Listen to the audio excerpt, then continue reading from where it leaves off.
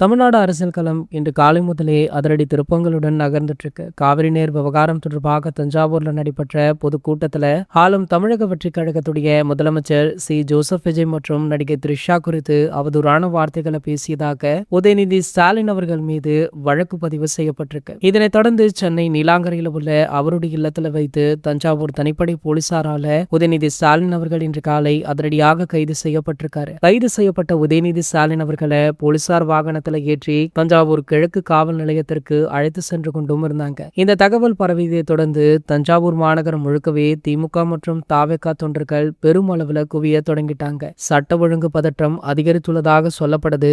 உதயநிதி ஸ்டாலின் அவர்கள் விசாரணைக்காக அழைத்து வரப்படும் தஞ்சாவூர் கிழக்கு காவல் நிலையம் மற்றும் நீதிமன்ற பகுதிகள் அமைந்துள்ள முக்கிய சாலைகள்ல திமுகவினர் திரண்டு போராட்டம் நடத்த வாய்ப்புள்ளதாக சொல்லப்பட்டது. அதனடுத்து பாத்தீங்கன்னா திமுகவை சேர்ந்த பல ஆதரவாளர்கள் போராட்டம் நடத்தினாங்க. அவங்களையுமே போலீசார் குண்டுக்கட்டாக தூக்கி கைது பண்ணாங்க. இப்படி பல இடங்கள்ல பல சம்பவங்கள் நிகழ்ந்து கொண்டுமே இருக்கு. இந்த நிலையில பாத்தீங்கன்னா திமுகவுடன் பல வருடங்களாகவே நட்பு கொண்டாடி இருக்கும் சூப்பர் ஸ்டார் ரஜினிகாந்த் அவர்கள் உதயநிதி ஸ்டாலின் அவர்களுடைய இந்த கைது குறித்து அவருடைய கருத்தை வெளிப்படையாக தெரிவிச்சிருக்காரு. இது போன்ற செய்திகளை பத்தி நீங்க உடனே தெரிஞ்சுக்க நம்மளுடைய சேனலை மறக்காம சப்ஸ்கிரைப் பண்ணிக்கோங்க.